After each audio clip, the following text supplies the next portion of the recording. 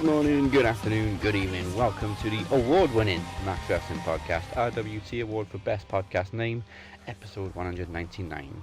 You know why we won Best Name? Because we take it to the max every fucking week.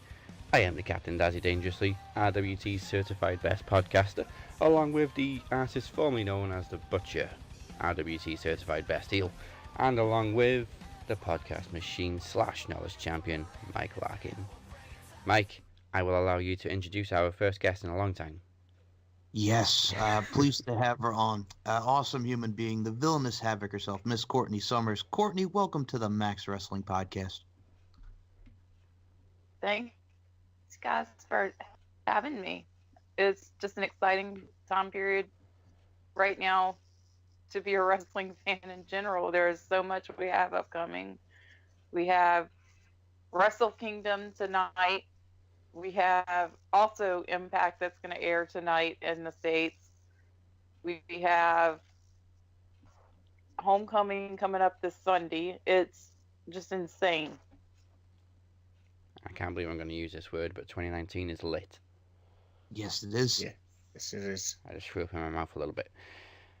Also, welcome to 2019. So, what did we win in the end? 5? Yes. Butcher, I think you picked up 2. I did. I don't agree with it. Oh, personally, I think we should have won Best Logo as well, but that's just me. Well, I think we should have probably won everything but one, bar one. But that's my opinion, and my opinion doesn't count. How do I win? Right? How do I win best gimmick? Yeah. When I've told them it's not a gimmick. How did I get nominated for something I said it's not? I don't know, but I won it anyway. I'll take it. No, I'll take it. Take it. Let's just hope he sends me my trophy, because he said he's doing it. He's getting us all trophies. I want my trophy. I want my trophy.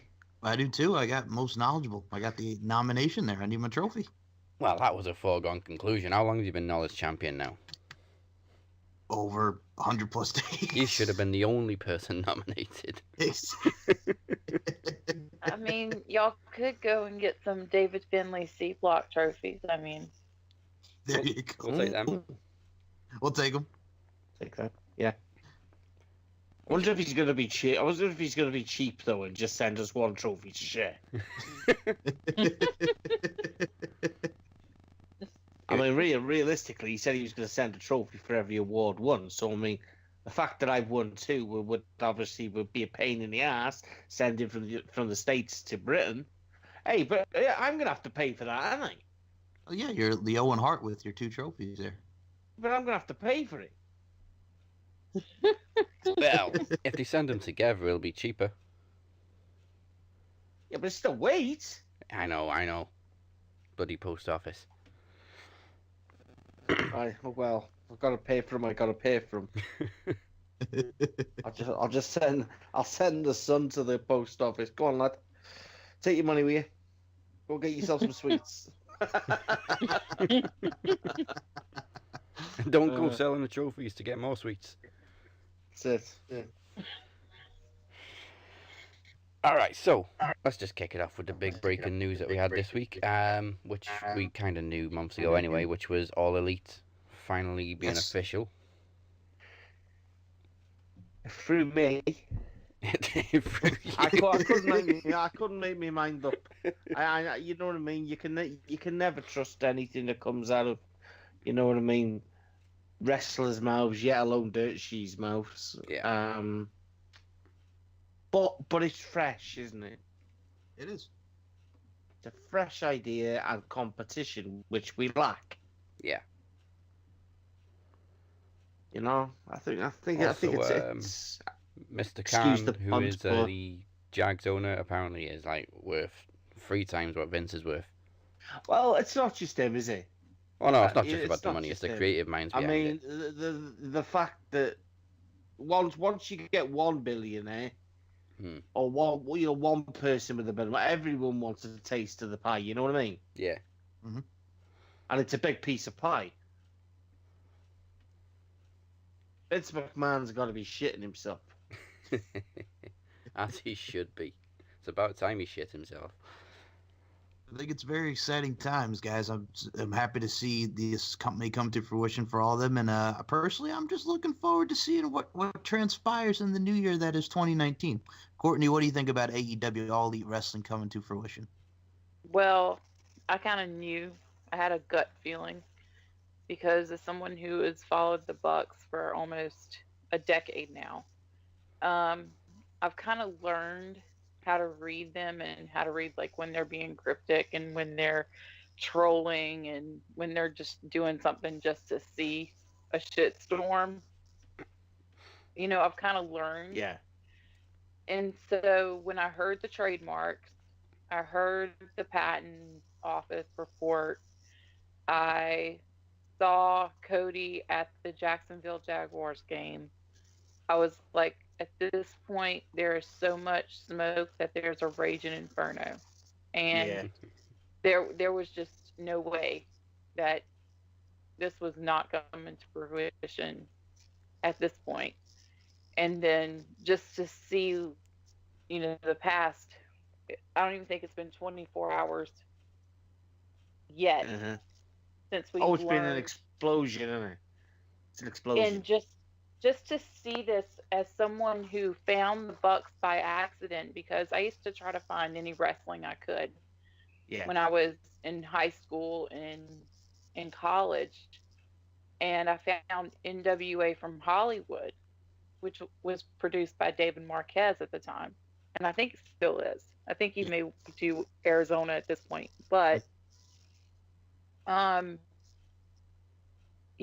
I saw these two young guys that were my age, and they're out here doing this crazy pinche loco shit. And I say to myself, and the Bucks were kind of the first indie guys that I've called that I said were going to be huge and end up blowing up beyond my wildest imagination.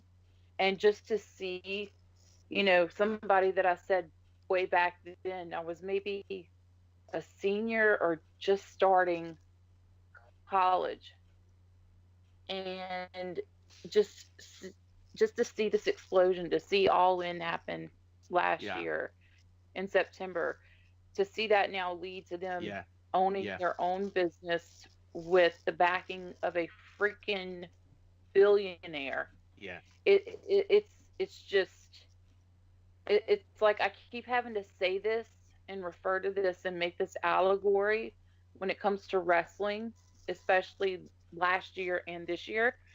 But I feel like that kid that has been shot up with all kind of drugs at the dentist office and is in the backseat of his mom and dad's SUV saying, "Is this real life right now?"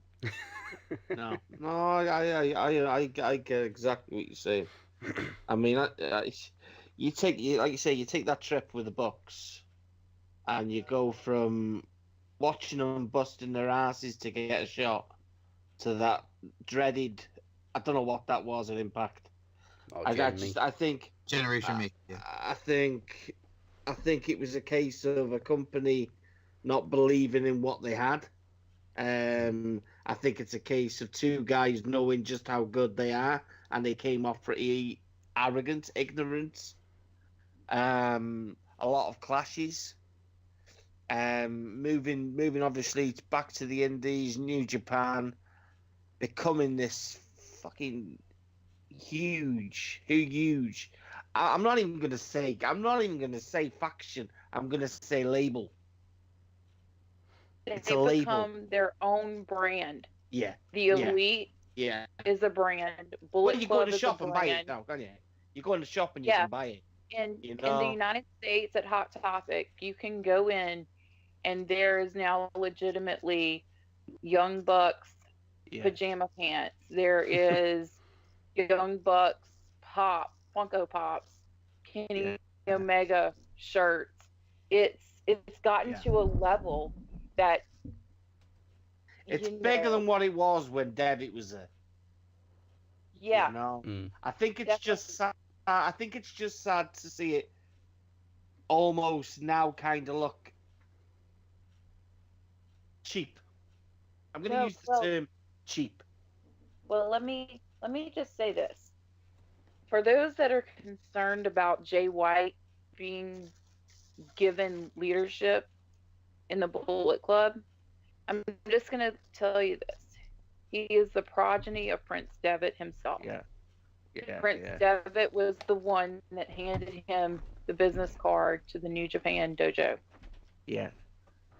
Him and Fale are responsible for Jay being in New Japan. And I'm not just saying this because I love Jay White and I'm jealous of the heat that kid gets. Oh, I love him. I love him. It's amazing. But whenever I watch him now, towards, I want to say about October when he joined the Bullet Club, which, by the way, that dude had an epic 26th birthday because he joined the Bullet Club on the 8th and turned 26 on the 9th of October. So, you know, I just watch him and I get the vibe of Devitt from him. Yeah. Like, I haven't got that from a leader of Bullet Club since Devitt. And so that tells me that Bullet Club is going to be fine.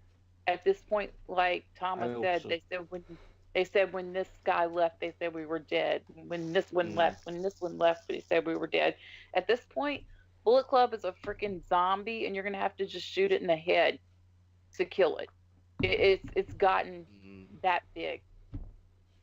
And it's the same with the Elite.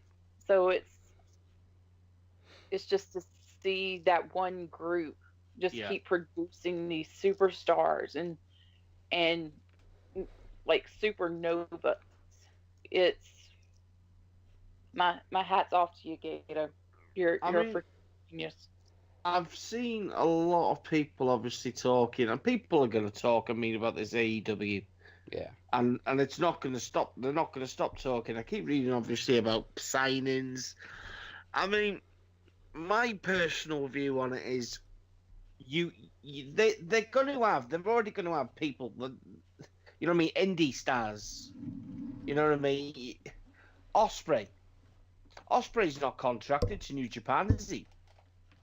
So, I mean, they're going to have a lineup of people already, and they're going to watch how 2019 goes until they start spending big bucks. But like you said, they've got that big chief with billions to spend, and he's going to want to put a few more thousand butts in a seat. So he's going to want something, isn't he? You know, I'm reading a list of names from Shinsuke Nakamura to AJ Styles. We know AJ Styles is out of contract. You know what I mean? In this year, we know he is. Does AJ leave WWE and go for that one last run? Because I mean, AEW. Do you think it's going to be based in the United States? Or is it going to be all over? I mean, Courtney, can you give an insight into that? I think it's going to be domestic to start out with. It's going to be mostly based in the United States, probably what I've heard is they're going to do an all-in double or nothing. And what I'm hearing is Vegas, and they're going to try to do 20,000. Wow. And that's how they're going to start this off. That's what I'm hearing. But that can change between now and whenever. And they could also try to stick close to the southeastern United States where the Jaguars are headquartered. So what we do then is enjoy the 2019 ride and then watch them rival Vince at WrestleMania 2020. That's what I would say, and I think it's kind of already starting. I think the OG Block Party that they're doing WrestleMania weekend, I believe. I think that's kind of the start of this too. Yeah. I think that's kind of associated with it, and it's just not being publicly acknowledged. Because the way that they're doing this is very similar, if not identical, to the way that they did All In. Except for this is a much quicker build and a much quicker reveal of information than we got for All In. I think That's the one only thing's difference. for sure, isn't it? I think one thing's for sure now is the free agents list and all this indie talent that used to go to NXT. It just got interesting. Yeah, they got Yeah. options. It just got And it's- interesting. And as far as Shinsuke and AJ possibly going back, or going to AEW, or maybe going back to New Japan itself, dudes, I would give my left kidney. I would let Fergal Devitt name my child's Lego brick if he wanted to, for him just to come back and be a real rock and roller one more time. But I mean, honestly, those guys are so financially comfortable at the point Mm-hmm. with that WWE money that, Yeah. you know, unless they just get to a point where they're just disgruntled, you know, Yeah. personally. I think AJ had said, though, didn't he? I think AJ had said, didn't he, that 2020 would be his final year. I think that was a promise he said he'd made to his wife. So I think Shinsuke, not so much. I think Shinsuke, kind of like you said, Courtney, likes the money. AJ though, AJ's the one that worries me. Even Daniel Bryan worries me. I know he signed a 2-year extension. I'd love to see Daniel Bryan Omega, man. Daniel Bryan. I'd love to see Daniel Bryan and Cody. Oh my goodness, that would be great. And even, you know, if Ibushi is going to be involved in this, because there's some wardrobe conspiracy theories going on right now online. There's a picture of Ibushi in this Supreme jacket that has like poker chips and stuff on it, and people are drawing comparisons like Double or Nothing, the poker chips. Ibushi is going to do Double or Nothing. You know, people are already trying to go off the tinfoil hat rabbit hole. It's exciting, isn't it? It is such a time to be alive, and we are so blessed that we live in an age where we have the technology to, at this point, be able to hear news live as it happens. Like last night, they had the festival from New Japan, and I watched that live, and it was amazing to get to see that. Mm-hmm. You know, or from the UK, because, you know, it's just a crazy, insane time to be alive. And because of that, because of the fact that a third of my body lives in 3 different time zones, if you get what I'm saying. Yes. You know, like a third of my body lives in the UK or the European time zone. A third of it lives in either New York or Chicago, and then a third of it lives in Tokyo. So I'm permanently yeah. no rest for the wicked. And I gotta say, you have a great headline there. If Daniel Bryan and Cody ever go out, we got American Dragon versus the American Nightmare. Boom. I think so. Bucket. I think that, do you know what, right? I think the thing that saddens me the most, and it does sadden me, is the name.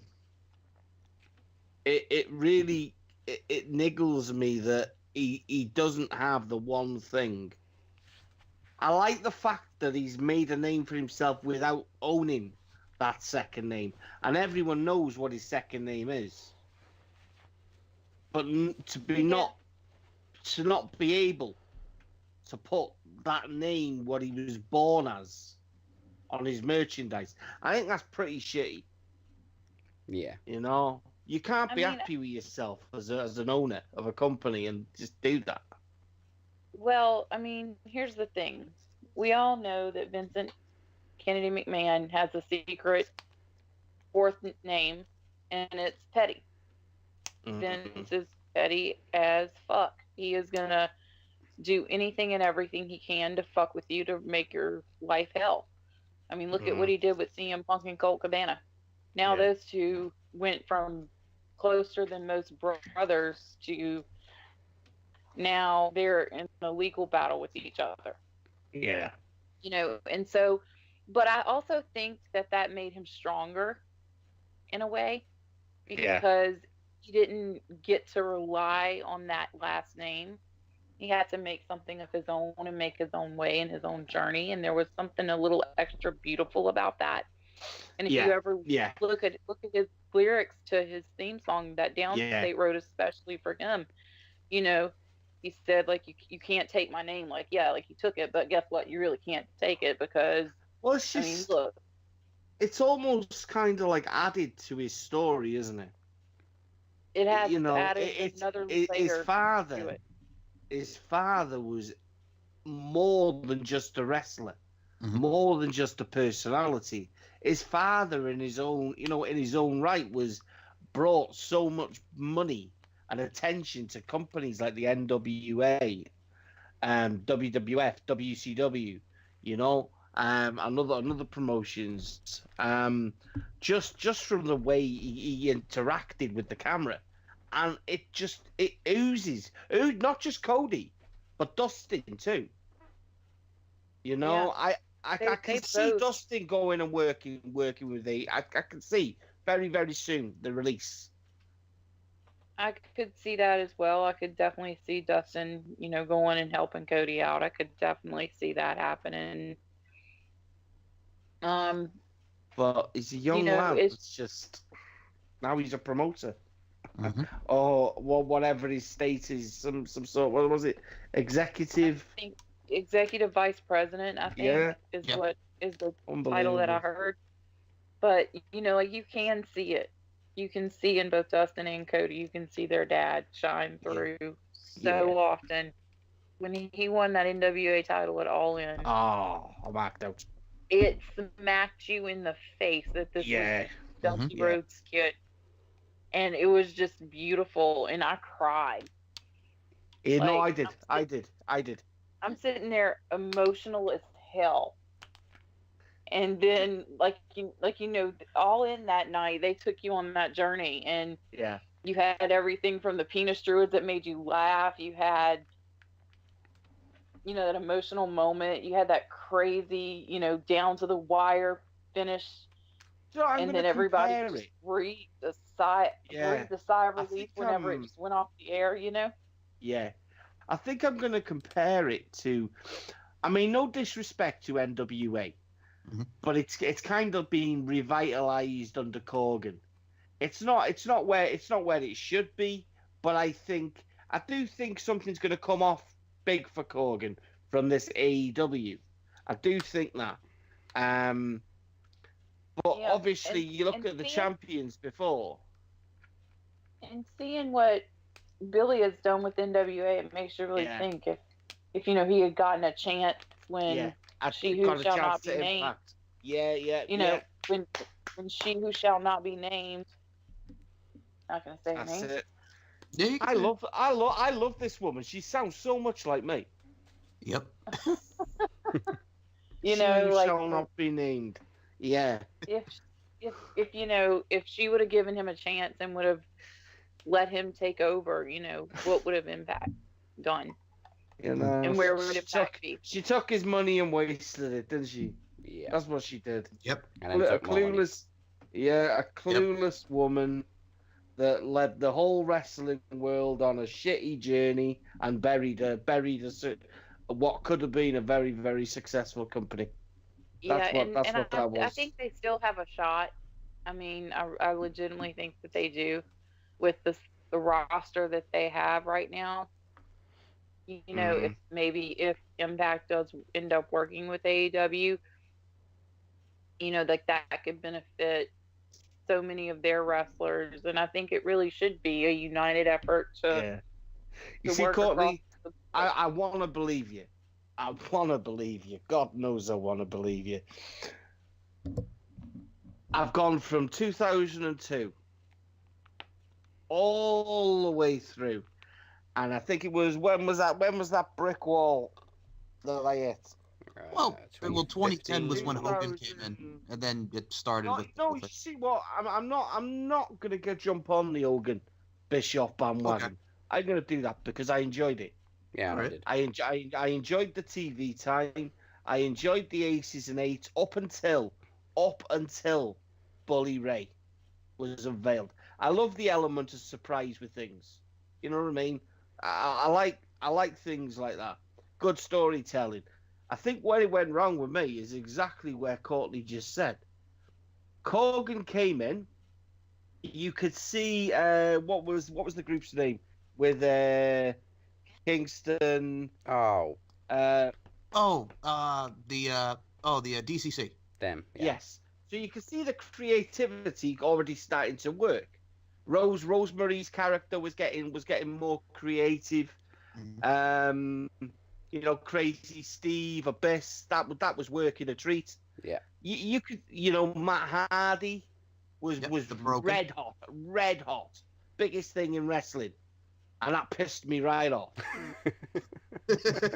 Yeah, and also at that time, because Corgan is best friends with Manson, you had the Decay coming out to the Nobodies, which I love that, and I love that fact that we had that Impact had that connection, and then they just lost that. It just went. And it was so sad to see that it literally had just hit rock bottom.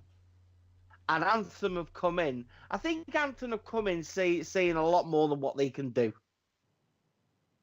I think it still lacks a major creative mind. I mean, I'd like to think that I want to say Scott D'Amore still got it. I don't believe Scott D'Amore still got it. Don Callis. I want to believe Callis can turn it round, because I think listening from all the things that's coming out of him, he wants to. You can see it. Callis is hungry. Mm-hmm. And he's got good relationships, doesn't he, with Cody and Omega, Bill Bucks. Yep. So, let's see where it goes. Yeah, and I mean, they have Jimmy Jacobs working in their creative department as well. And, with guys and gals on the roster like they have right now, they would have to make some pretty foolish decisions and some pretty foolish choices in order to mess this up. Because with a guy like the guy that connected me and Michael, with a guy like Killer Cross on your roster, how do you mess that up? I get you. Mike will tell you that. Mike will tell you, I love that man. He's just has such great psychology. That dude's going to be a world champion, and it's so good. And first and foremost, Courtney, I got to say to you, can we just call you Courtney Cross now instead of Courtney Summers? I saw that video. Courtney Cross. I quite like that. I quite like that. Courtney Cross. Courtney Cross. My husband started that. I like that. He does it to mess with me. And I like that. So now it's kind of stuck. And I can't get away from it. So it's like, at this point, do I just put the freaking red X emoji after my first name on Twitter and just call it a day? I like that, No, I like it. I like it. Courtney Cross. I do like it. It's quirky. It's quirky. It's catchy. It is. Let's see if Mr. Cross himself has you as his manager, or his, you know what I mean? His valet. That'd be amazing. Well, I think he's in good hands right now. Scarlett Bordeaux. Oh, this Killer Smoke Show. Yep. Yeah. Yeah, and like Don Callis was saying, sexy and edgy. And I like the fact that there's this selfie pic that Scarlett posted of her and Cross, and somebody just posed a question like, what does he mean when he says sexy and edgy? And I just dropped that picture and I said, that's what he means. Boom. And and people are like, oh. I just think when you've got a commodity like that, you can't waste it. But they won't be wasting it, because anyone with a brain cell in a wrestling business that knows, in-ring psychology and knows the star, when they see it, they'll be rubbing their hands together and going, he's money. Mm-hmm.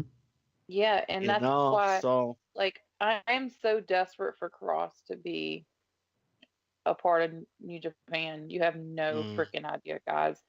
Like, he would fit in so well in different factions or groups. I'd love to see him with Los Angeles. if I'm honest. That's one.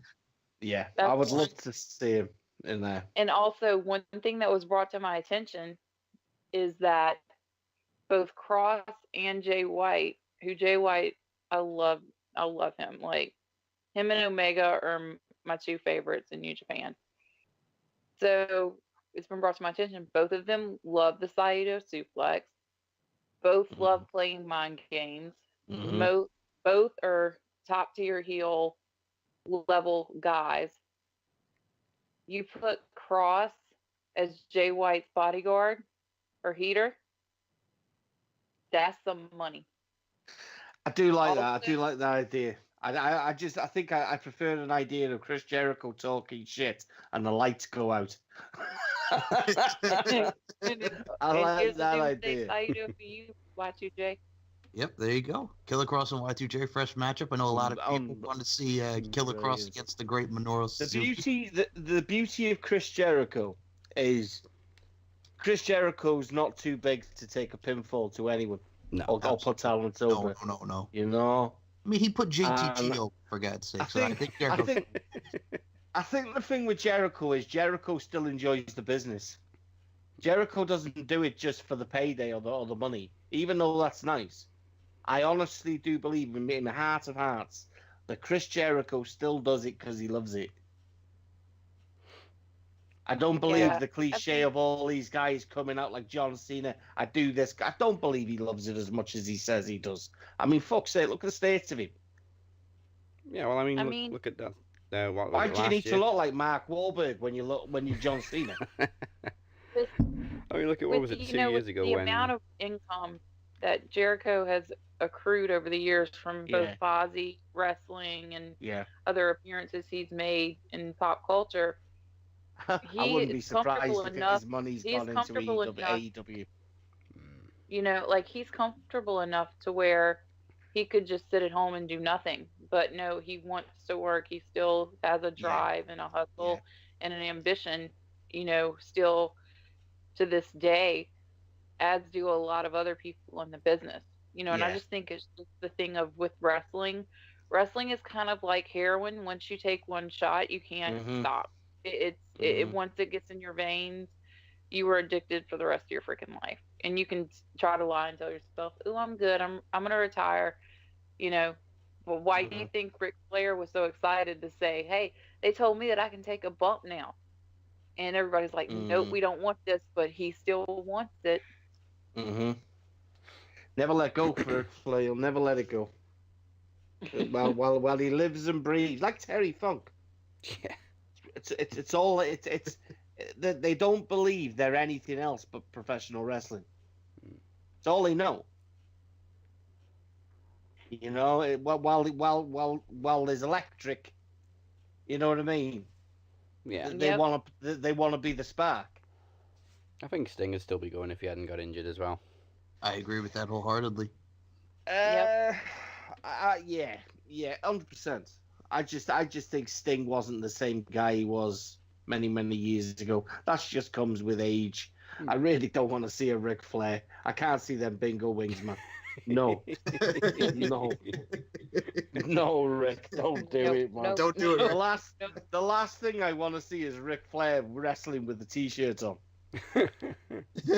No, man. I gotta see Rick. I gotta see Ric Flair as the Nature Boy. He's got to be the nature. He's not the Nature Boy anymore. I hate to say this because he is a legend in his own right. Yeah. But at this point, he's Charlotte's crazy old dad. Yeah. That's what he is. He's living through his daughter, and I think he sees the success she's having, and he just wants one more bite of it, doesn't he? Mm. Yep. I think he'd be happy if he died in the ring. So you're making him like Randy the Ram, like Mickey Rourke and the Wrestler. Oh, I love that film. That's a hell of a film. Yep. I love that film.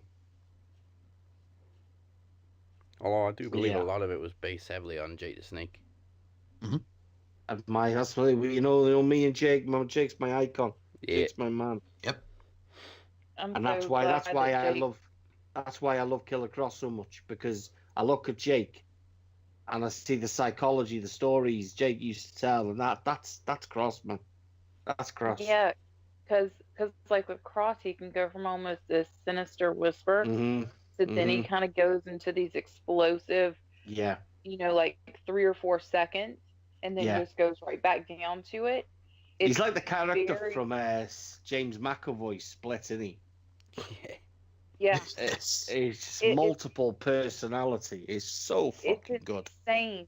It's like I sat there whenever I think it was, I want to say in the summer sometime, or actually finally got up the courage and said, okay, now it's time to nut up. We need to sweep this guy, see if he has any more footage that you can find. Because at this point, I was just hooked. And I was just watching his stuff from Impact's YouTube channel, you know, on repeat at this point. So I shoot him a tweet and he tells me, here's my website, which is a genius idea on his part, by the way. Everything you could ever want to know about Killer Cross, the character, merch, social media, YouTube channel, all in one place. Freaking genius, intelligent idea. Yeah. Yeah. And he takes charge of his own career, doesn't he? That's what I like about him. Yeah. And so he tells me, and then I find his YouTube channel, and I tell you, I watched that whole entire YouTube channel in chronological order over about 2 or 3 weeks. And I was enthralled with the way that he could go from one thing to the next and just keep going. Yeah. And how this character evolved. Like it went from, here's just Kevin Cross, this kind of scary dude, to now he's turned into Killer Cross, and holy fucking shit, he's a real fucking threat. And he'll dive bomb you on your head and not think twice about it. And you probably should call the police. I think he's got a very, very unique style as well. I mean, I watch him and I think there ain't nothing the guy can. He reminds me a lot of Arn Anderson when I watch him. I can see that. He reminds me of Arn, and I just think, wow. It's also and Scott Hall. Yeah, and the way that he pulls off those freaking suplexes. Yeah. I'm just sitting there like jaw dropped to the freaking floor, like the explosivity that he has. It's just off the charts. I think one of his favorite matches I've seen of him was against Walter, and it was just endless. He's had like so many of those. The one that he had with Jeff Cobb, he's had a lot of great ones like that. He's unreal. He's unreal. And see, also, you talk about it, it makes you smile, doesn't it? Yes, it does. It does. Whenever I see the name Killer Cross go across my timeline, and it's not me trying to push his stuff, because I've gotten to the point where I'll just retweet his stuff just to retweet it, just to get it out there, because I know that, hey, I've got people that maybe don't know about him, so hey, let's get this guy pushed to the moon, because he freaking earned it with all the stuff that he does, working out like crazy, dieting like crazy, making time for the fans on social media, like with me and Cross anyway, like I'll get a like or a response from him like every other day. Yeah. And that is just unbelievable, unheard of in this business today, that anybody is that interactive with their fan base. And I've had a few inboxes from him, messages off him, like do you know, and like you just said, that anyone that can take, they're busy people, but anyone that can take just 5 minutes, do you know? And face it, they get thousands of messages. You know what I mean? But when they look at one and they actually acknowledge it, and they say thank you, they don't have to say it. Give you a sentence. Thank you. That's it. In a nutshell. Yeah, and especially me, someone that's more creatively based, and Cross actually inspired a whole poetry site and a whole project that I started. Based off of one thing that he inspired me with. Just to hear him, come back with, like just outstanding, or, even if he gives me the devil horns emoji, You know, like that's acknowledgement enough. You know. Yeah.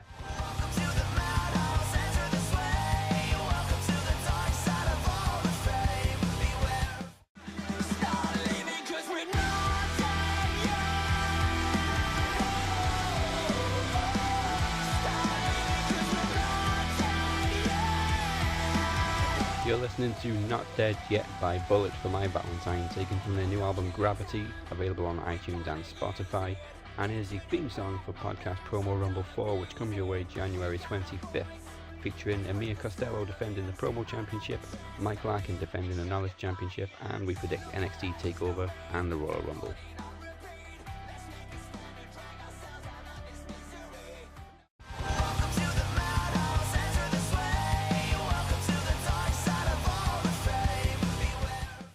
So, as we said, Wrestle Kingdom's coming up. Yes, it is. Excited. Yes, it is. I'm excited. 10 matches. Wrestling Christmas. Yeah. Get to love Christmas again. So we don't have the Battle Royal this year. We don't? Instead, I'm we've got a actually gauntlet. pleased about that. Yeah, I'm not a fan of I'm Battle pleased. Royals. I've never liked Battle Royals, really. They're just, to me, like an excuse to get Clusterfucks. everybody on the show. Yeah, it's clusterfuck. It's just, I mean, it doesn't work. It doesn't work. well, I mean, I feel bad just for like the legends and the young lions and those type of guys, you know, that would normally be in that battle royal, you know. But I kind of understand why they're trying to change things up and do things a little bit differently, so that they can further expand westward, like they're trying to do. You know, I kind of understand why, but you know, I hear the still kind rumor. of feel bad for the people. I've heard That the normally rumor would have that that Kitamura could return I like Kitamura. I want to see this in this gauntlet. Yeah, I was enjoying him, and then he just disappeared.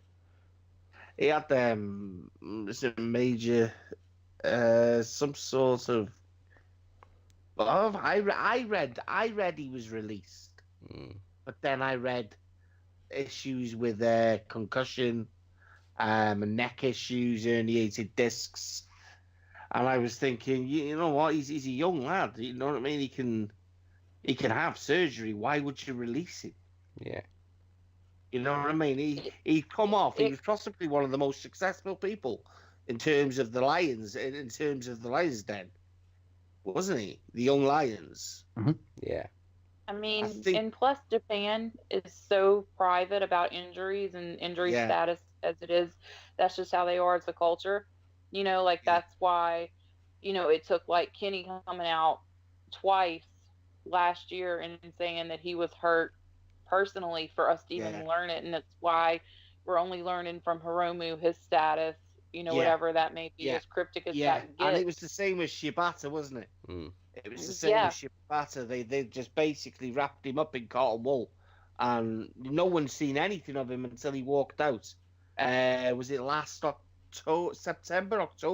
Yep, that's where he came out and he got that huge G1, reaction. wasn't it? It was the G1, wasn't G1. it? Yeah. I can see that. Where you say that, Courtney, is they're very secretive. I just think, why would you release something so young? Yeah, I don't think they have released him. I maybe it's a case. Maybe it's a case of like with Paige, where, you know, despite the fact that they're so young, if you know you're saying concussion and neck issues, maybe there is something similar to what happened with Paige going on, you know, and we just don't know it. That's the one thing that, you know, when you said, you know, concussion, neck issues, He and carries a lot of muscle, doesn't he, for his age? Yeah, as well. They all do, because they're put through hell in that dojo. The dojo life is literal hell on earth. Like, I watched a great documentary on it, and it is eye opening. Just how you see like WWE's development, and then you see that, and you know what I mean. They're treated almost like the army would, you know, back in like the 70s, 80s. It's basically like boot camp, Yeah. like 30 or 40 years ago.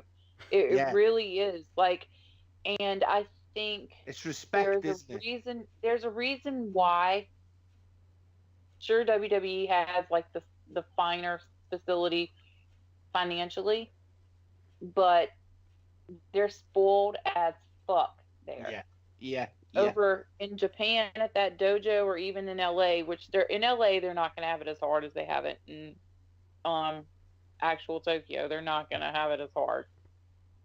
And, you know, you have that environment. It fosters an environment for wanting to be great and wanting to rise above and be the cream that rises to the top, in my opinion anyway. And you see how precise they are. Like, they have like a stick, and if they go above the stick, they've got to repeat the drill over and over again until they get it right.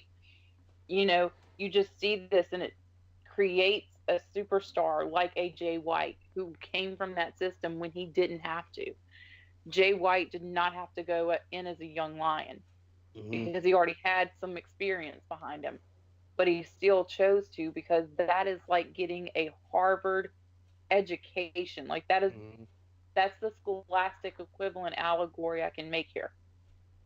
It's like if you go and you are in that New Japan dojo, or any dojo in Japan, in wrestling for that matter, you are getting a Harvard style education. You're getting the best. It was Jay and Finlay, wasn't it? Jay and Finlay left the New Japan to go to ROH and continue their progression there, didn't they? And then they came back to New Japan in 2000, and was it the end of 2016, beginning of 2017?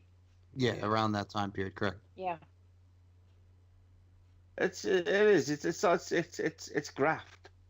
And like you say, at most, they teach you to respect yourself and respect everyone around you, which it's not the case with WWE much, is it?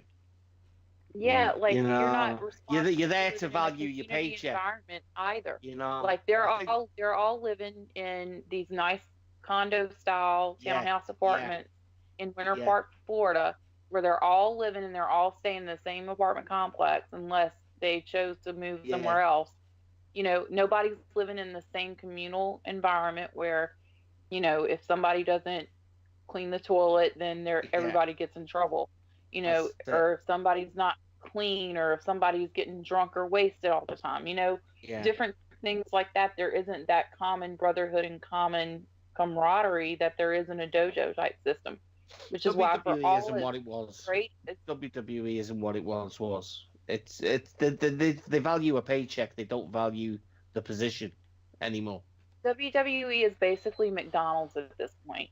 Sure, exactly. They serve a billion people, but are the hamburgers really as good as like an In-N-Out or Five Guys or something like that? Well, we know that. No, they're not. See, I get in trouble, Courtney, quite a lot, because I always have this reference, and I always say wrestling fans, because I do firmly believe you can most of the majority of WWE fans are not wrestling fans. They're not. You know, from an audience perspective, to looking sometimes in groups and forums and listen and watching the way they talk, they're not wrestling fans, and you can tell that when the likes of Shinsuke Nakamura is in a ring on NXT, different. In a ring on SmackDown or Raw, completely different. They don't get the privilege. They're not privileged. The audience, and they have not seen, and I guarantee you, the vast majority of WWE's audience has not seen Shinsuke Nakamura's work pre NXT. They haven't seen AJ Styles' work pre. That's it. That's exactly what I say. And they don't understand why we're the people who have been watching New Japan like I have. I've been watching New Japan full time since about like 2012. You know, they don't see what we've been seeing and what we've been ranting and raving about. So therefore, they look at us like we're freaking crazy when we're. I mean, it's weird. Like, it's weird because the rooftop. I know we all come. Deserves better than we got last year. I'm gonna be honest, because I was at WrestleMania in New Orleans And I was freaking pissed because I'm like, okay, this guy worked his ass off, busted his ass off so freaking hard in Japan for this moment, for him to just end it with just low blowing AJ Styles and then starting the joke with Shinsuke Nakamura all year and making him a freaking joke. Like, I was legitimately hot. And then the main event that they had with Brock and Roman, which I was legitimately uncomfortable, like sitting there, I'm sitting here thinking, like, this is the moment that all these guys dream about. We may not like their character specifically or whatnot, but still, just the amount of, fan disservice that was done for that Mania build in particular, Yeah. that just, it blew back in Vince's face so bad and continued to up to the point of late this year that he has to acknowledge, yeah, I fucked up, which he never does. It's why I always relate to WWE fans as also not all WWE fans, but WWE fans in general, because you can spot a WWE fan, and I mean, when I say WWE fan, I know you only watch WWE and possibly a little bit of Impact Wrestling and whatever else. Mm-hmm. You can spot them, and I call them sheep, don't I? Yeah. WWE sheep. They go on to any bandwagon that is presented to them as quickly as they will close their eyes.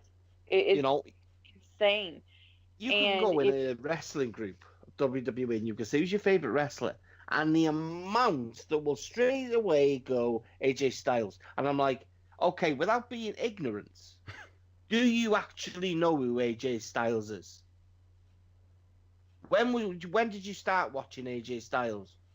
2013.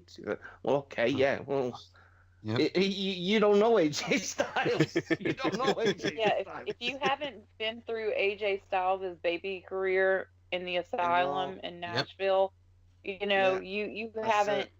You don't know AJ Styles. You haven't been on that ride. You haven't. You ain't seen Unbreakable 2005. You don't know AJ Styles. Oh no. You don't know AJ Styles. Get the fuck out of here. It only takes like a little bit of research too, and that's the bad thing about WWE fans. They don't want to go out and they don't want to take the time like I'll do, and they don't want to just go on YouTube and just type AJ Styles NJPW, and there are a crap ton of videos that come up about that. You can search AJ Styles Impact Wrestling or TNA or whatever the case may be, whatever the name was at the time. It's so easy. It's like another one I always like to use, and I do always like to use this guy, is the amount of people that go, Bobby Roode sucks. Bobby Roode, man, fucking F Bobby Roode, man. He's got no talent at all. And I'm like, whoa. You're saying he's got no talent, but let's rewind 12 months. You were kissing his ass. Mm-hmm. And then let's rewind all them years you've never known Bobby Roode. And let me take you to a trip where they faced Triple X in a cage. You know what I mean? Well, AMW versus Triple X. Let me take you to when Beer Money won, you know what I mean? Or Bobby Roode's the most successful longest reigning TNA Impact Wrestling champion. And Bobby Roode, who had nuclear freaking heat. Remember when they did that whole Tracy Brooks storyline with him? Yeah. Where he was like almost to a point of abusive to her. Yeah, they were bringing in all the managers. Yep. And he had the freaking nuclear heat. Mm-hmm. Like, I remember that, and I'm like, why the fuck, when you have somebody that can attract nuclear heat like that, why are they a freaking babyface? Why is Bobby Roode a white meat freaking babyface? Why is he not a freaking monster heel who says, I'm coming for you, your women, and your money? Now give me all three. That's it. Yeah. Yeah. They need to use him like a Ted DiBiase. Like $1 million man, yep. They do. That's how they need to use him. Utilize him properly. Utilize him like a macho man. Macho man heel with Elizabeth. Yeah. Mm-hmm. Yeah, and I've always advocated for him in his case anyway. Tell you what would be good. A feud between him and between him and Almas, and have him take Zelina Vega. That would be gold. Didn't we say that when he was US champion? Yeah. Yeah. And they didn't do it. They didn't do They nothing. They put him on Raw instead. You imagine her by him. I like Almas, and I think but she's not benefiting Almas anymore. Mm. It's done. Vince doesn't believe in Almas. Vince doesn't believe in anyone. I selfishly want Zelina and Aleister Black together one day, like of course, legitimately, yes. because I love those two as a couple. It's a weird one, isn't it? It is. I almost like when that came out. I was like, no, this is bullshit, man. No way. There's no way it's something. She's beautiful. I understand it because it's a thing of, see, we're both me and Zelina are part Latina. Both of us love the bad guys with the tattoos and all of that crap. And so I totally freaking get it. I can totally understand it, totally and 100%. You know, I can understand. And as someone who had a crush on Aleister Black back when he was Tommy End, like back, I want to say 4 or 5 years ago. Yeah. I'm like, I understand it. I see what she sees. Tommy End, but it's weird because when you watch him as Tommy End, when you watch him as Tommy End and then watch him as Black, as Tommy End, he was a bad man. Yeah. You know, a bad man. So much. The Sumerian Death Squad stuff. Yeah. Oh my god. But you know who I just thought of for Bobby Roode? If she can't really compete that much because of her concussion issues, Alexa Bliss. Oh yes. There you go. Perfect attitude for that crap. I'd rather that than some talk show crap. Oh, absolutely. Most definitely. We don't need another talk show on Raw. No. So it is obviously major concussions there. Yeah, they're obviously keeping her out of the ring. Fuck's sake. And see, my thing is I know the women are wanting to go harder and everything, but I think that they are not being necessarily trained to the degree that they should be. Yeah. Because if you look at the higher rate of incidences of injuries, since they've really gone full speed with this women's evolution or revolution or whatever term Stephanie is using this week,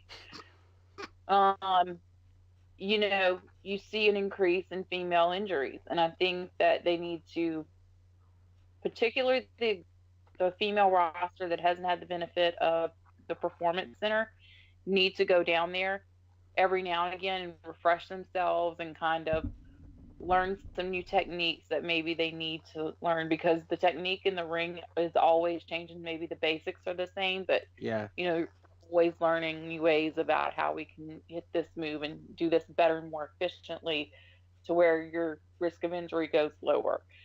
You know, there's always different things that you can learn as a wrestler. You can never stop improving. So that would be my suggestion, bare minimum right now, because with, you know, all the injuries with Nia Jax happening, all the injuries, you know, possibly with Ronda, you know, which a lot of this Alexa stuff stems from is Ronda. Yeah, well, they brought in the Beast, haven't they? And she wasn't as ready as the world thought she was. Yeah, she hasn't learned how to control her strength and explosivity yet. And if you're coming from legitimate combat sports, like even Cross has said it himself, like when you come from legitimate combat sports, speaking to somebody who, you know, like I've just done kickboxing and maybe some mixed martial arts classes here and there. Yeah. But, you know, when you've done that legitimate stuff, when you get into a situation and you get to where you're to a point where you feel like you have to hit somebody back, just naturally, you're going to go knock the fuck out of somebody. Yeah. And Ronda has that killer knock the fuck out of you instinct ingrained in her. And it's going to take a while to take that out and to replace that with a little bit less aggressiveness and a little bit less explosivity. It's going to take a while. But, I mean, they need to work with her on that. And Ronda needs to find her balance. She does. And it's just it's going to take time. And people need to realize, even though, yes, she was the baddest woman in the planet from MMA, going from MMA to professional wrestling is night and day. It really is different things. I mean, That look that at name and terminology annoys me so much. Or baddest woman on the planet. The baddest woman on the planet, it really does annoy me. Because I think, well, were you? I mean, Ollie Holm sure and the Amanda title Nunes is said kind of, different. yeah, I mean, like, sure, the title is hyped up, but that's the WWE hype machine, and they're going to I want use to that see her for versus Baszler. ground. That's what I want to see.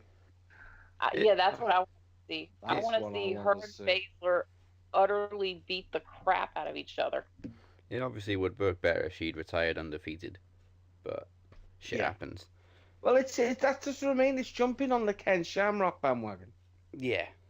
You know, and people, you know, it's sometimes, and Bobby Lashley as well. We said this about Bobby Lashley at Impact, calling him the Destroyer. You know, I get it. It's marketing tools. You know what I mean? They're giving you a status which is higher than anyone else. You know what I mean? They're putting you top of the tree. And if you're going to be top of the tree, you've got to have a catchy, you know what I mean? I get that. Well, I get that. Remember that time period where everybody had a freaking nickname? Yeah. Every freaking body. And they still try to make that crap happen. And then, like, they have, like, these shirts that they're now putting out. And, like, people are putting out little videos of their screen on their phone and how it took them, like, less than 30 seconds to make the T-shirts that WWE put out. Like, you can really see the lack of creativity and the lack of original thought in WWE programming right now. And it's why, like, if it's not Becky at this point, I don't really care. And it, like, TLC, I didn't even watch it. And it was the first pay-per-view. Like, my husband's like, what is wrong with you? If you're not watching a WWE pay-per-view, what is wrong with you, girl? I'm like, I'm just not interested. He's like, Vince managed to break you? Holy shit. Because I've been addicted to wrestling as long as basically I could talk. So for me to basically outright say I'm not going to watch something, you know, with one of my favorite performers on the planet, Becky Lynch, on it, that tells you WWE's got some. On the subject of Becky Lynch, I mean, what a promo. Oh my God!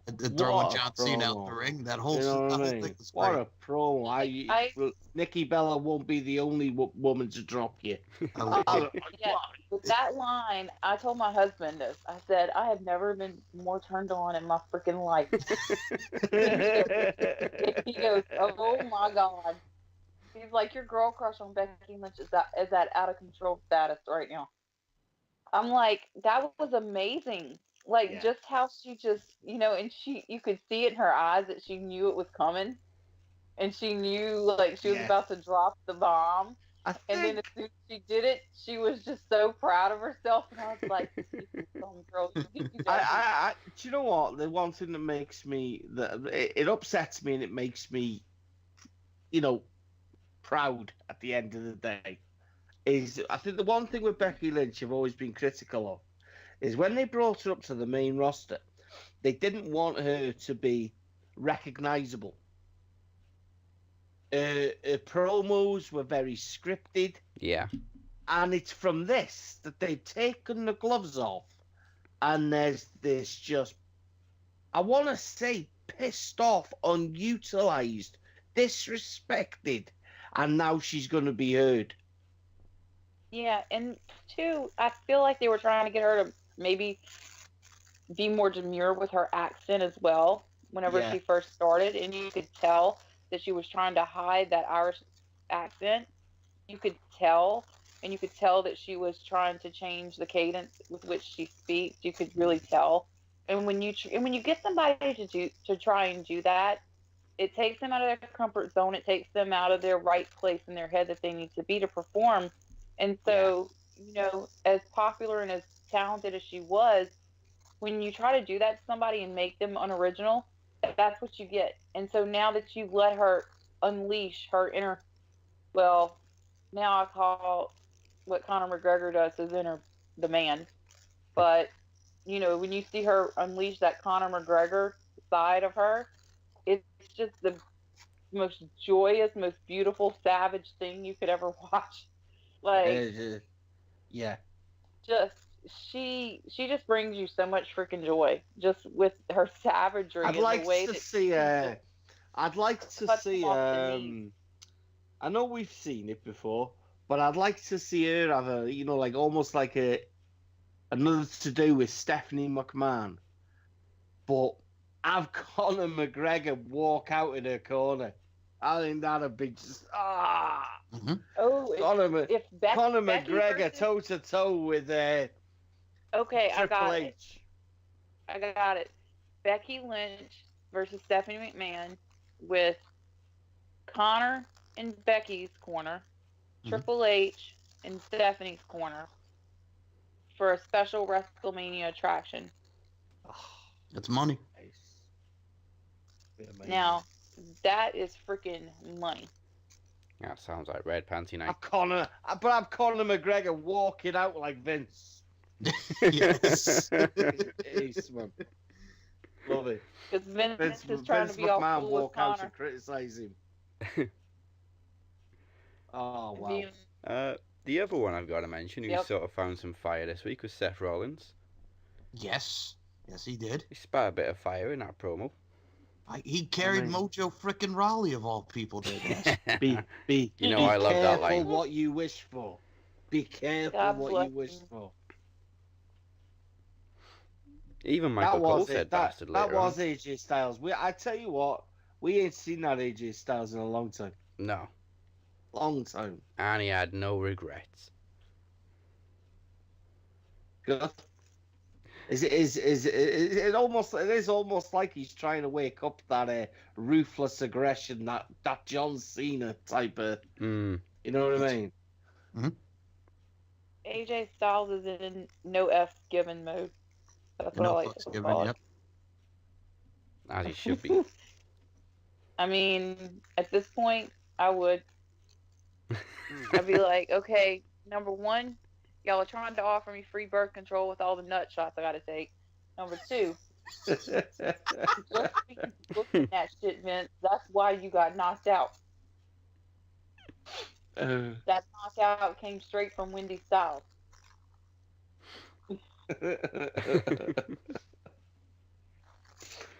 Wow.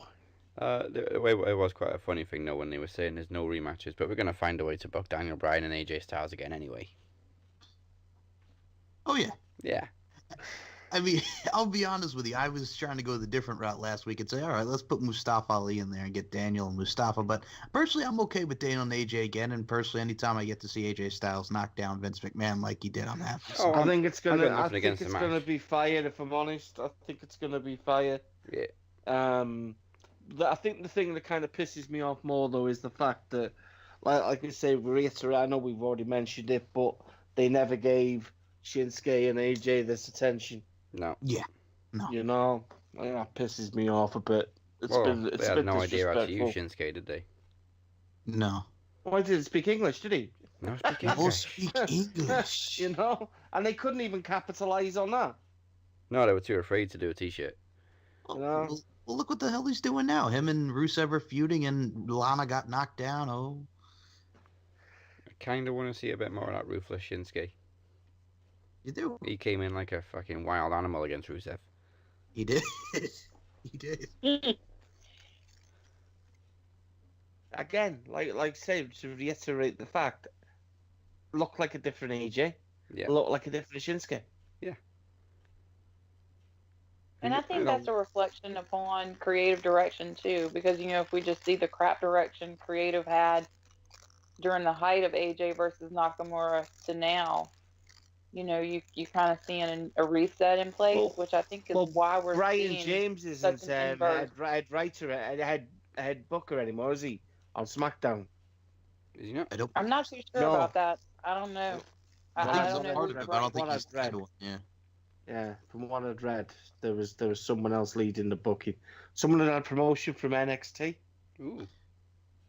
Triple H. Someone. that other guy. Someone had had like an had a extra- promotion Yeah, from one of those. NXT, I think. I'm not 100%. It's just something I read.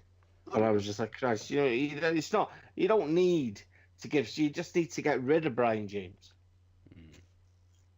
He's been the main flaw in booking. From his stupid Batman-themed boom zap wallop kabam. Yes. Don't even that stuff brings me PTSD flashbacks.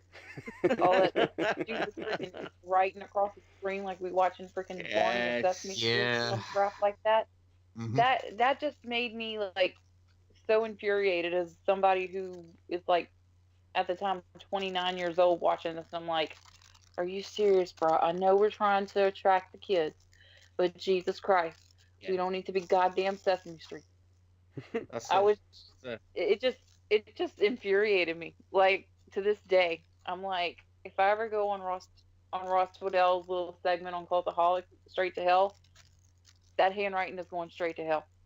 Yeah.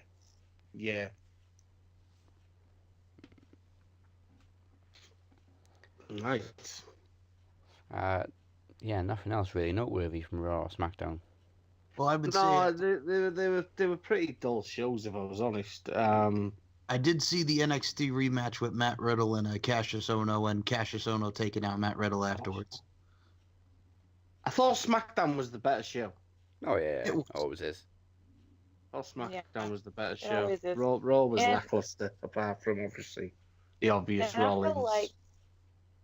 I feel like right now a lot of this wrestling is on autopilot. Except for New Japan, really. Like Impact has just done 2 back-to-back weeks of recaps. Mm-hmm. WWE taped Raw and SmackDown ahead of time and all that other mess. So I think like everything's kind of in a holding pattern until next week, really. I think all this AEW thing is done. And what it will do is every time you watch Raw now, you're just going to walk away thinking, that was shit.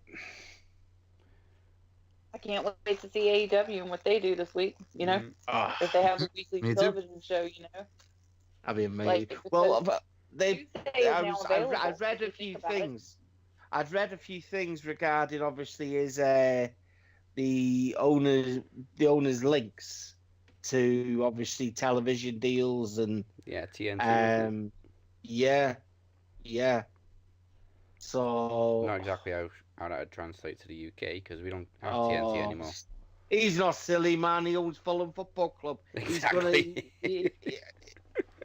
He'll have that. He'll have that on lockdown. It's.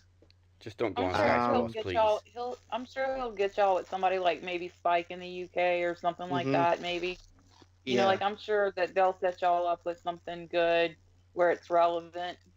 I'm sure that they'll take care of that because they know that they have a huge UK and European contingent of fans that they have to make sure aren't alienated, which is why I think it may be domestically based here in the beginning, but they are going to do some worldwide distribution, of course. I wonder if you'll go back in for Wembley. We may have the equivalent of WrestleMania at Wembley. Mm-hmm. I mean, you already kind of did with Progress. I mean, in my opinion, Progress and ICW and the Hydro and all that stuff. Yeah, that to me is just phenomenal and amazing. And to think that maybe the Bucks and Cody could do that, but bigger. Yeah. Holy crap, man! Like chills, because I am in love with the UK. Like I have 2 countries I'm in love with: Japan and the UK. Yeah. Mm-hmm. And for one reason, pro wrestling, because like the UK I've read has more wrestling per square mile than any other country on the planet. Yeah, no, it does. Yeah, it is. And I'm so envious of that. The fact that y'all can just go like pretty much any day of the week and go see anybody in the UK you pretty much want. I just love it so much, and just I want something for you guys. Like I've been wanting you guys to get a WrestleMania or a SummerSlam or a Royal Rumble or a Survivor Series or something for years. Yeah. And I've been one of the Americans that's like, hey, I'll gladly give up my Houston WrestleMania that's 4 hours away from me, and I can drive to just for you guys. Because the British fans are so passionate, so hardcore, so amazing. Like the chants, the whole thing with Zach Gibson and taking your shoes off. Yep. Yeah. And I'm watching the network, and I am so freaking proud. I'm like just giving y'all a round of applause, like golf claps all around. Y'all did that. It's the two wrestling hotbeds, the United Kingdom and Japan. I mean, come on. Exactly. You know what made me laugh when Triple H said the time zone would be an issue, but you've already proved that it's not an issue with the Japan show, with Australia, Correct. with Saudi Arabia. So 5 hours is nothing. And they're airing NXT at UK at like 2 or 3 p.m. 12 or 2 in the afternoon, as it is, and they're having a lot of success. As far as social media reach goes. I think they're scared. Yeah. I think they're petrified of putting on something big in the UK, because I don't honestly believe that they can cater for it. Well, let me just say this. Let me just say this. If they can cater to a dictator for blood money, they can cater to you fine folk in the UK. Okay? There you go. So let me just shut that crap down. The only wall we want to build is around Theresa May's house. Just keep her locked in. We're fine. Yeah. Oh geez. Did you see Jay White's tweet whenever he got named the leader of Bullet Club? And he's like, yo, and he actually tagged Theresa May in the tweet. And he said, yo, Theresa May, we both got that vote of confidence. I died laughing. I was just sitting there just losing it.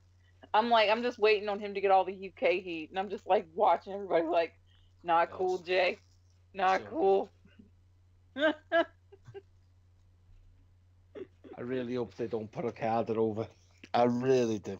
Oh, well, I'll be so Michael upset. will tell you, I love Switchblade, love the character, love his heel heat. I'm a heel girl at heart, because I think it's a lot harder to get people to hate you than it is to get people to love you, because it's so easy to just go out there and say, hello, enter your hometown here, enter your hey pop, here's my sheep pop. Sorry, Mick Foley, I love you. I was gonna say, I know you want Okada to win over Jay White. I want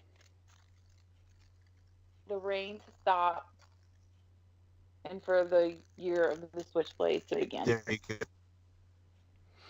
I just, Okada is not in a place right now where he's a threat. I think the back end of 2009, the back end of 2019, I think Switchblade will be wearing the gold. Oh yeah. I do think that. He's wearing some form of gold, of championship gold, whether it be the IC title or the IWGP Heavyweight title, by the end of this year. I think the world title is going to change a couple of times this year. I really do. I think they're going through a transition where they're going to be saying goodbye to a few, with the, you know what I mean, that grace of saying thank you, and then handing it over to the future. Yeah, I think that Omega is going to end up putting Jay over somewhere down the line. Yeah. And that's going to be the handover to the new guy, who is like the new Gaijin, who is a huge success. Because Jay White is so freaking good and so talented for 26. He goes out there and he performs like he's been in the business for a decade plus. Not as little as he has. And that's one of the things that like him and Cross have in common, is like they have both been in the business for such a short time, but you would swear that they have been in this business for 15 years plus, with the way that they can both draw heat and the way they can both use psychology and both have a crowd just eating out of their freaking palm. You know, That would be cool, wouldn't it? To see Cross with a trench coat with the Bullet Club label on the back. that would be badass. That'd be quite cool. That would be quite cool. Yeah, Just have imagine him and Fale. a deck of cards with the Bullet Club logo on the back, and he just. That'd be Think cool. of this: the underboss and the final boss. Final boss being Cross, underboss being Fale. World Tag League, rest in peace, everybody else. That's all I gotta say about that shit. Well, two final things before we get into Wrestle Kingdom. Number one, rest in peace to the late great Mean Gene Okerlund. Oh man, I know. Broke me. It did. Broke me. Gutted, man. I mean, that guy, you know, his voice, just the soundtrack of so many memories. Yeah. Even, you know, even towards the Attitude Era when different things would happen, you know, like there were different memories that he's just there and you hear that voice. I was watching one of my favorite promos, well, backstage segments when he was in WCW. You've seen the one with the New Blood. Yes. With Mike Sanders. Mike Sanders. Gin and Shane away when he calls Sanders and the rest of them a prick. He goes, you prick. Oh, this is amazing. I think the best one was when the set fell at that SummerSlam and all of a sudden he goes, fuck it. When Mean Gene gave no fuck. He did it. Was the greatest thing ever. And even on Legends House, whenever they tried to scout and get drunk, I was dying. It was. Holy balls. He was a very casual fan. He was a very casual fan of sitting there like, I love this show. I love Mean Gene. I love this one. I love that one. Yeah. I think I would have liked to have seen him come back and do, even at that age, I still believe he could have done something. You know what I mean? I really do. Announcing or something, do like a special Legends Battle Royal and have him do the ring announcing for that one match, find a spot for him, do something before he left us. But, in the end...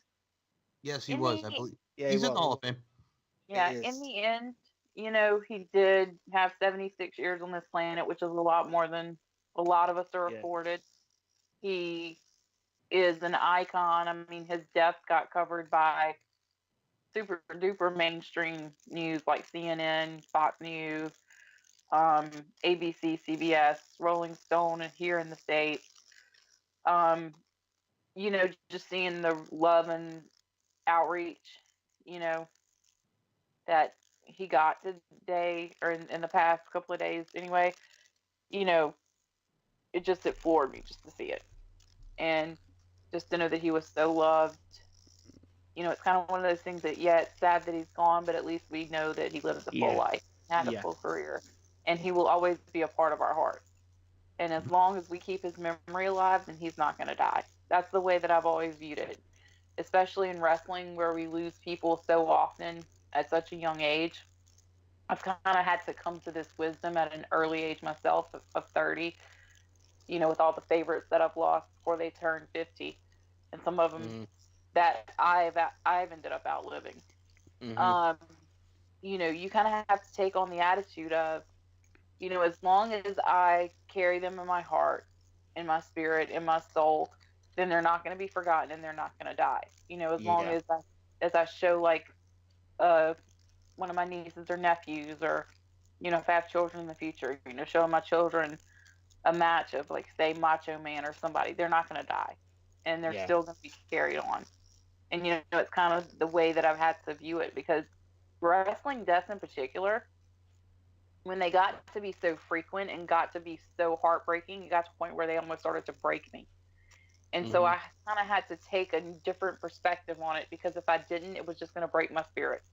And I was going to fall out of love with wrestling and see it as the devil when really it shouldn't be looked at like that. Yeah.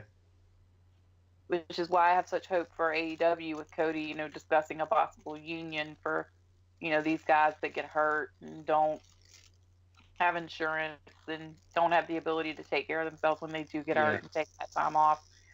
Hopefully maybe the ball gets rolling on that discussion. Yeah. Because I think that would really cut down on a lot of that.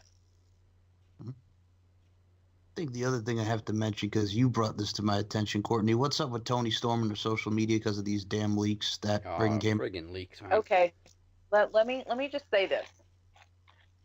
Flat out, I believe that if you share those photos, you were the one that leaked them, and it can be proven and it can be linked to your IP address forensically, you need to spend at least a year and a half in prison, at least. No good behavior, no bullshit, no nothing, because this has gotten out of control. Paige tried to commit suicide or was suicidal when her leaks occurred, and now because there was video and pictures, maybe, I'm not sure, because I haven't even gone into the depths of the internet you have to go to find that crap, and I refuse to. Shit like this is why I don't use iCloud. And just people tagging her with those explicit images drove her to leave Twitter, Instagram, all our social media, and it pisses me off to no goddamn end, because women especially, they get hit with these leaks all the time. Very rarely do you ever hear of a male getting hacked. And me personally, on social media, my husband, who never uses Twitter, because I would show him the amount of dick pics that I would get on a daily basis, because people think just because I'm a girl, I like New Japan and I like wrestling, that, hey, that's an invitation to send me a picture of your too much being a sausage, that I will go talk to him if you want, if you come near me with it.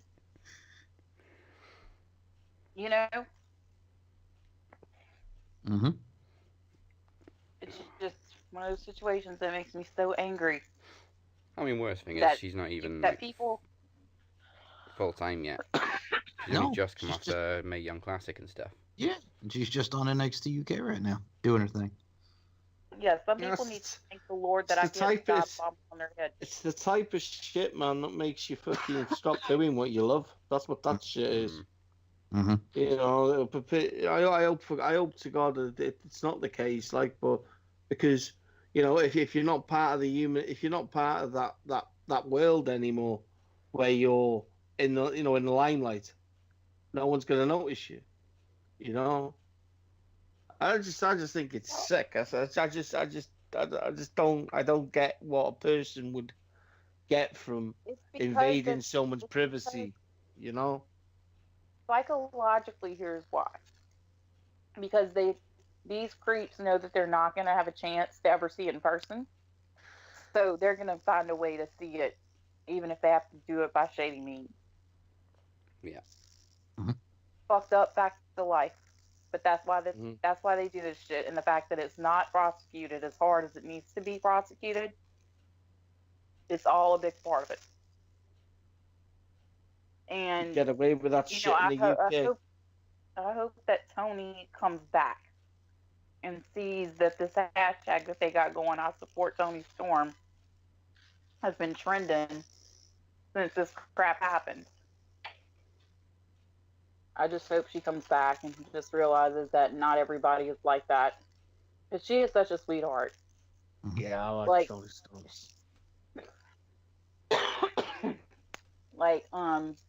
She was curbside at Access after Access was over, Mania Sunday. And my husband looks over and says, "Isn't that Toni Storm girl?" And I look over, I'm like, "No, it's not." I pull a little Osprey. I go, "No, it's not." And I look over and it's her. And she just has like a conversation with me. Sweetheart. Deserves the world, and Some people need to thank the Lord that I can't find them and dive bomb them on their head cross style, because I would at this point. And I'd pay to watch it. Yes. Man. So we have kind of been over Wrestle Kingdom, but there's a couple of big matches that we haven't discussed yet. So we've got Cody and Juice, Jericho and Naito, and Omega Tanahashi. All for championship. I'm gonna say it because you know this is possibly. I'm looking forward to it regardless, and the whole thing's gonna be amazing. Mm-hmm. But I just want Naito, Son, and Jericho, man. I'm a Naito man. Mm-hmm. I can't wait. Naito's walking out IC, man. He's walking out IC. He's 100%. Oh yeah, definitely. Hey, he's got to win the title. Jericho can't walk out with it. He can't. It can't be allowed. I'm kind of expecting Juice to win the US back as well. Yep. Well, there's also history because wasn't Cody's debut at Wrestle Kingdom against Juice Robinson, and it comes back full circle. Yeah. They're doing this match now. Yeah. Yes. No, yeah, it does, yeah. Gato and that Game of Thrones storytelling of his. Everywhere you look, there is something that's a foreshadow or a callback or something somewhere. Everywhere. Like, you can't look one way without finding something new. And But I think that Juice definitely takes that, though. He has to. and we've been pretty vocal about Omega Tanahashi ever since the G1 final, haven't we, Butcher? Yeah, Oh, Butcher, yeah. go ahead. Oh, Tanahashi. Yeah. Tanahashi. I'm just not. I don't know about you, Courtney, but Tanahashi for me. I remember seeing him when back in. First time I laid eyes on him, but actually was around 2000 and. 2006 when he fought AJ Styles, TNA. Yeah. But it was before then. Because he was a big thing in the Super Juniors in New Japan, and I'd laid eyes on him then, and I looked at him and I thought, oh yeah, he wasn't as big as he is now in terms of build, frame wise, and I just got this image that obviously he was like the guy that was kind of set to replace Liger, and then he just grew at a phenomenal speed. I don't know. I just don't get it. I think he's like the savior. Like Courtney said, stop the rain. You know, for too long faces have dominated. You know what I mean? These baby faces have dominated pro wrestling. So fuck with fucking baby faces. see, like, I can get and I can understand Tana. Because, I love his hair. I love his look. I love his whole entire just, he's basically the wine-drunk soccer mom of New Japan. Yeah. Basically is what I've labeled him. And I love his character, but at the same time, not at the sacrifice of Omega and the star that you have in him. Not at that sacrifice. Yeah. I just felt for me, when you were looking at 2018 as a whole, and you were looking after you were looking forward after Wrestle Kingdom, and it was when it does. I was all for Kota, Kota Ibushi winning, and then it being Kota versus Kenny, Wrestle Kingdom 13. That's the only thing, but that was before Jay White made that just the pace that he moved up that ladder. Jay White, I have never seen in New Japan to this date. Yeah. With what knowledge I have in New Japan, which is pretty good knowledge, I have not seen a young lion to come back from excursion and then within this calendar year has done all he has done. They were the only two. They were the only two that I could have seen and visualized. I was hearing Juice's name thrown around. Cody, you were expecting to be around, be in and around. You know what I mean? I just didn't see. I didn't see Tanahashi. I wouldn't have even thought about it. And the thing is I kind of knew whenever they were throwing Tanahashi and Jay White together, I kind of knew just from how storylines thread in New Japan.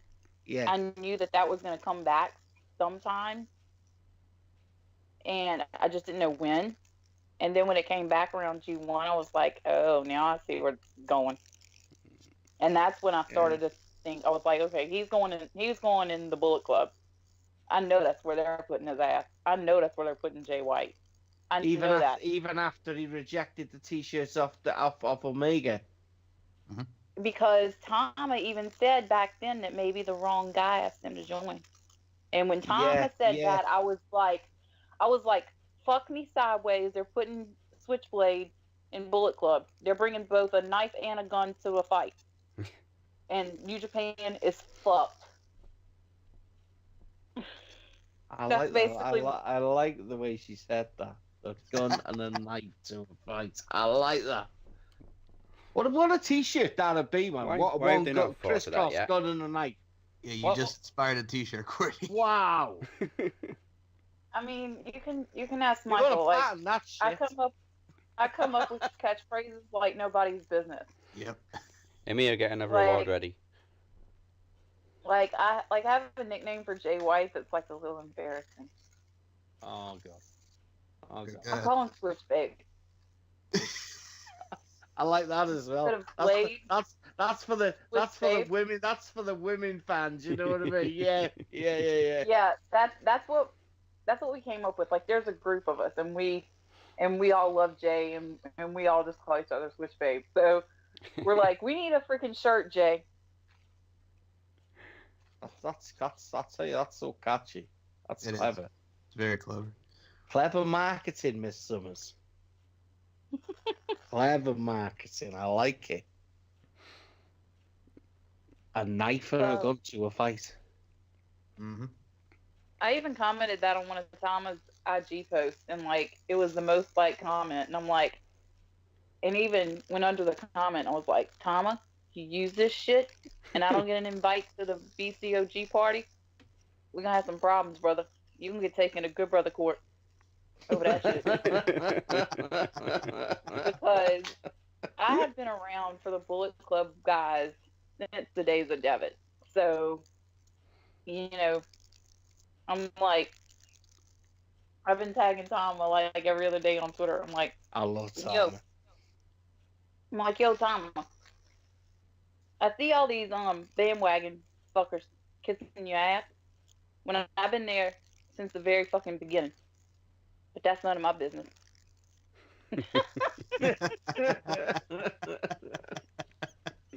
Because I'm like, I want to go to that block party so bad. I'm like, even one of my friends on Twitter was like, huh, so you say that you wouldn't tweet about Jay White for 6 weeks, which would be like a freaking miracle, like Moses parting the freaking Red Sea. If we got you booked, I'm like, yep. Pretty much at this point, yes. Brilliant. I think that's it for this week. We've pretty much covered everything. I know it's been a big week, and we've somehow managed to squeeze it into, 100 minutes? Yes. Yeah, but that's it. Join us next week. It's celebration time as we present our 200th episode. We'll be looking back at Wrestle Kingdom, and one of our most infamous in-jokes will be fully explained and called back on. Yeah. You can catch me at Dazzy MW. Yeah.